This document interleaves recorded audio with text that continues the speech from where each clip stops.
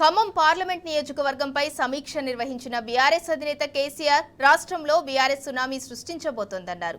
Khammam parliament సీటును ఖచ్చితంగా గెలుస్తున్నామని, మిగతా పార్టీల అభ్యర్థుల కంటే బీఆర్ఎస్ ఎంపీ అభ్యర్థి నామా నాగేశ్వరరావు ముందంజలో ఉన్నారని స్పష్టం చేశారు. సర్వే రిపోర్టులు నామా నాగేశ్వరరావుకు అనుకూలంగా ఉన్నాయని, బీఆర్ఎస్ నేతలు, కార్యకర్తలు మరింత కష్టపడితే భారీ మెజార్టీ వస్తోందన్నారు.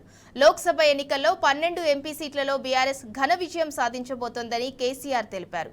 సమావేశంలో ఎంపీ అభ్యర్థి నామా నాగేశ్వరరావుతో పాటు మాజీ మంత్రి పువ్వాడ అజయ్, ఎంపీ వద్దిరాజు రవిచంద్ర, ఎమ్మెల్సీ తాతా మధుసూదన్, పలువురు మాజీ ఎమ్మెల్యేలు, ఎమ్మెల్సీలు, ఇతర ప్రజాప్రతినిధులు పాల్గొన్నారు.